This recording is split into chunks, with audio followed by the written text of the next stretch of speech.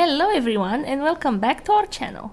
Today we're here to talk about the things we've watched in January and February. And matched by his honest work. Yes, legit. Let's start with the things both me and Petra watched, and then we'll just go one by one and say what we've been entertaining ourselves with these past 2 months. Okay, I'm proud to say that I dragged you to cinema to watch this artsy, low-key pretentious movie called Poor Things. Yes. That I know I would never force you to watch on your TV because that's not the genre I usually go for, so I'm so happy that you actually went with me. Oh no, I mean, at this point, if you watched our Oscars video, then you know I'm very intimidated by Yorgos Lanthimos and his movies. But I appreciate this man. Do your weird stuff, baby. It's completely fine by me. And maybe I will take time to watch one of his other movies. Like The Favorite also seems very accessible. Maybe I'll watch that. Yeah, But I think also like Poor Things for you, it's accessible, I would say. Oh, that was the perfect introduction for me with into this man's work. Because I just let it take me places. I went in with an open mind and I'm so happy I went. It was very fun. You have a good giggle while you watch it. You enjoy the characters. It's colorful. You have fun with Mark Ruffalo's character. It's yes. Barbie in like this science fiction period setting. Yes, I loved it. And yes, as Petra said, it was visually incredible and I was so stimulated. Definitely worth your time and money if you can still find it in cinema. If not, I hope you watch it when it hits streaming. It's really worth it. Second and third are also movies we watched together. We watched Dune Part 1 in IMAX. Again, I'm so happy because we missed the opportunity to see it when it came out, and now we had such a good time in cinema. Also, we had a little preview for part 2.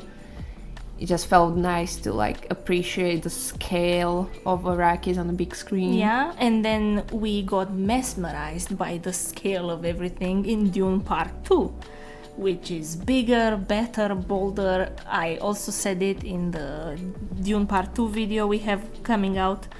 And they're also definitely worth your money.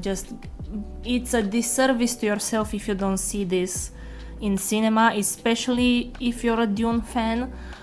Just go watch it. It basically feels like being part of the history of cinema somehow. Also, I'm kind of worried because this is the early in the year. It's March basically. How are we gonna enjoy the rest of the year in cinema? Because how is anything gonna top this? Oh no, I don't know, but if we keep up with these videos, you're gonna see what else we watch, and through the year, as we go to watch movies that come out, we will for sure keep in mind Dune Part 2, and we'll for sure be having this checklist in our head, what can compete with Dune at the next year's Oscars. It's that good, and you can absolutely believe the stellar reviews that are coming out about the movie. Let's bring ourselves down to earth again and talk about other things we've watched this month. Shall I begin with something fucking funny and nowhere near Dune Part 2? Yeah, let's go. People, I went to cinema and paid good money to watch Aquaman and the Lost Kingdom.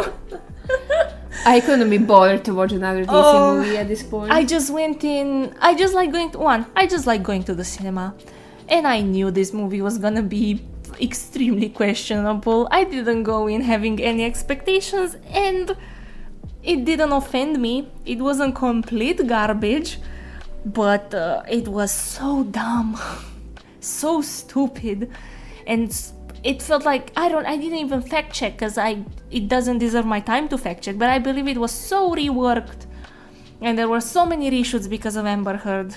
The plot line is so stupid and predictable, and it's shot, it has no continuity in the way it's edited. It's just a big budget movie that looks decent in terms of CGI, but it's so stupid. Moving on. Yeah, early in the year, beginning of January, I went to see The Holdovers because I was ready to check all the movies before Oscars this year, and I'm just so happy that I went to see it. It was in smaller cinema, and it's very cozy. It's gonna make you feel good. It's gonna make you cry a bit because you have these very realistic characters that have their own sad backstory and how they bond and how they become this little like family unit. And I just loved it. Like after like all these like big movies when you just don't feel connected to the characters, that you have this small movie just gonna make you appreciate like the friendships. You just put on your cozy sweater, have a tea or hot chocolate, and just put it on TV. It's gonna make you feel good, and like also like the ending is very rewarding, and you're gonna have a good laugh. A feeling I never felt watching Maestro.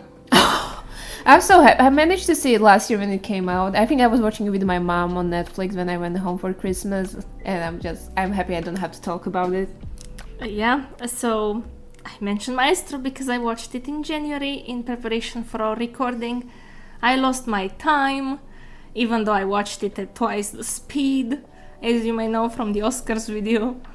It was, I don't know, besides the music, which was Leonard Bernstein's, some of it, I have very little to say about this movie that I liked. So I feel like I lost my time with it. It was directed in a very interesting way, and I mean I cannot help but feel disappointed because I just was so slow, and I really wanted to enjoy it.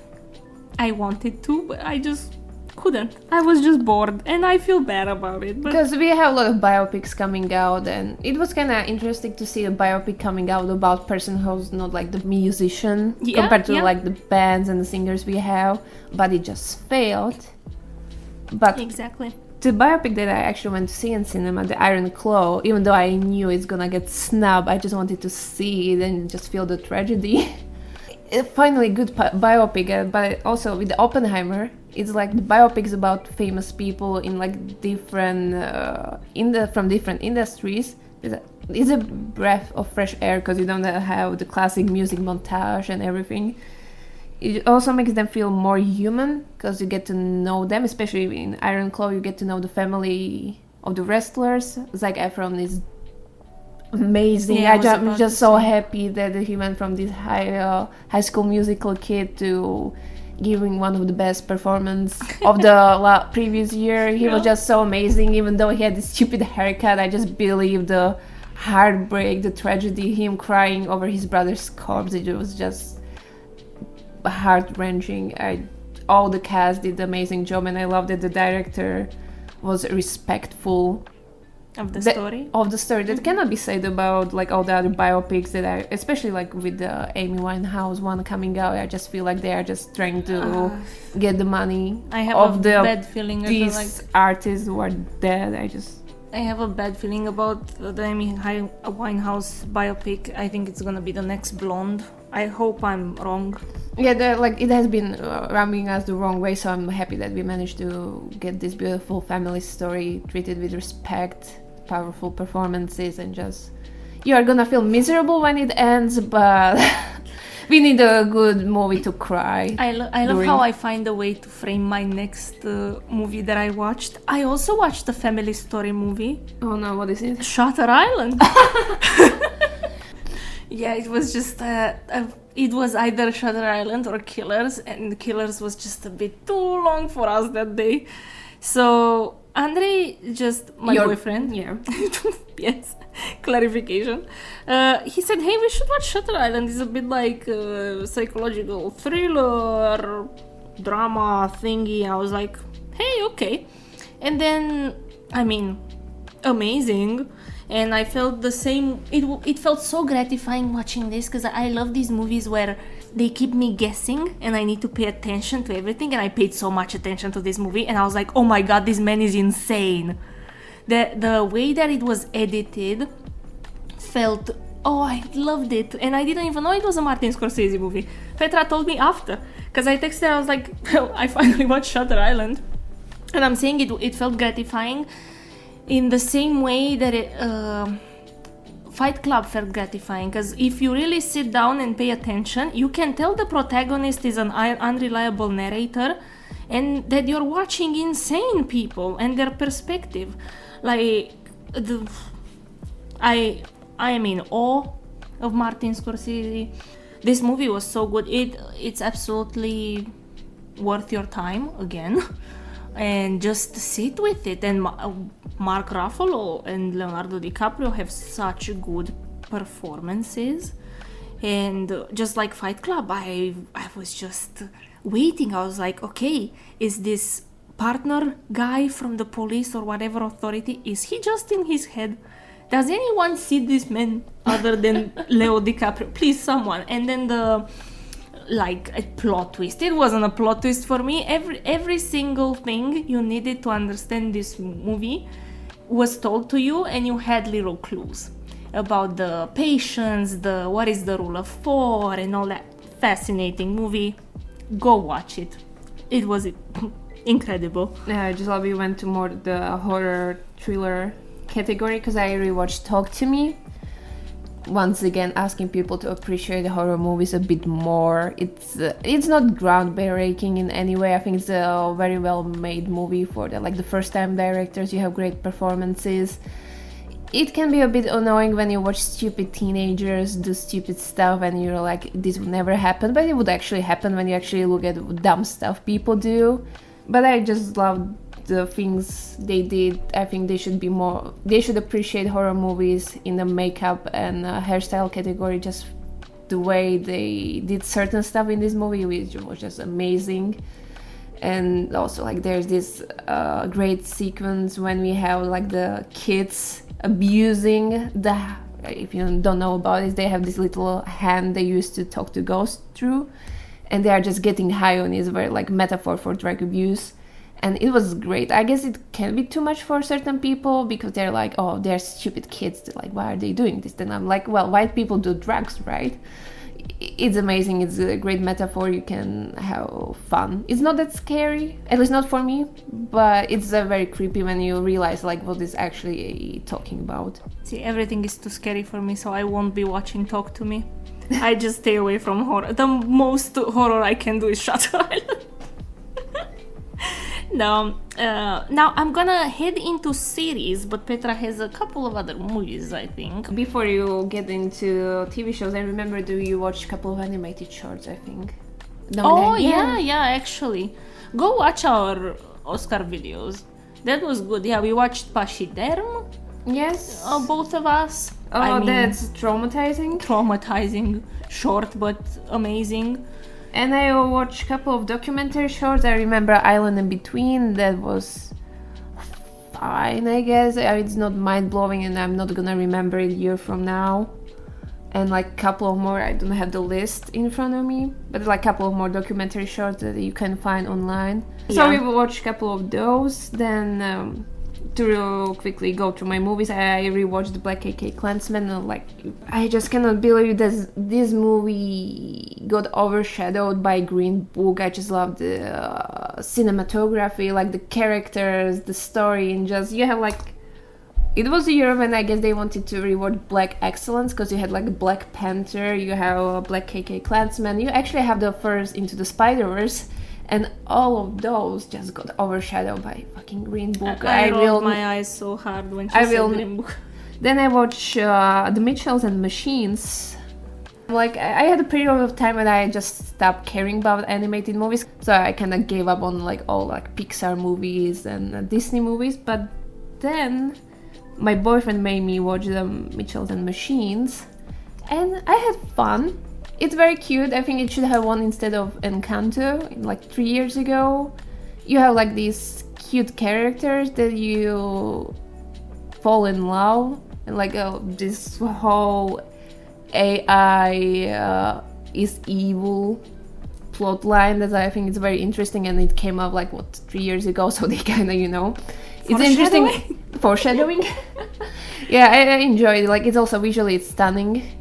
Very cute side characters and animal sidekicks, so definitely go watch it. And last movie that I finally seen is The Hot Fuzz. It's just if you wanna watch some funny British comedy, I'm a fan of Guy Ritchie movies and Edgar Wright. he also directed these movies. It just, if you want to have fun and watch something that actually has great action scenes, great characters, and it's gonna make you laugh, then just go for the Hot Fuzz, I would say. And then we can move to the TV show category. Oh yes, finally, because I need to talk about the garbage I watched. So, it's no secret that some people enjoy reality TV. I cannot say I'm one of these people because I don't really watch like Keeping Up with the Kardashians or whatever. But a thing I indulge in that I find entertaining in the stupidest way possible is Love is Blind. And I watched parts of season 5 because honestly, all the Love is Blind fans out there, if you reach this video, someone please like tell me if you also felt like season 5 was the most boring shit ever. Like out of all the seasons we've had so far, season 5 I just couldn't even bear with it. Didn't even watch the reunion or the wedding like episodes. I was done. I was done with the couples, I was done with everything. But season 6, they are so messy again. The drama is back on. Not everyone, but some of the people picked wrong. Like, oh my god, the decisions these idiots make, I cannot with them.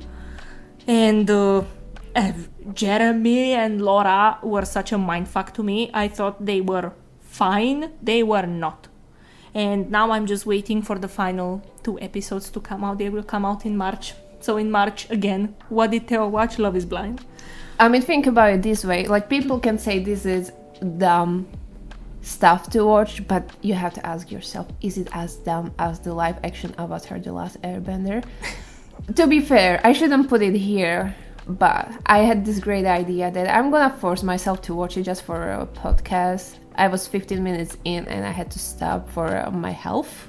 Because it's so messy. I'm not purist. I was ready to see certain differences, but it's not well done. Like, it just felt like they had budget on writing and directing. It's like it felt like it was done by people with zero experience in the field, which is a shame because they had great casting and like costumes look decent, but it feels like they didn't have enough time, or there was somebody with a whip about them and like for them to finish everything in like 10 hours.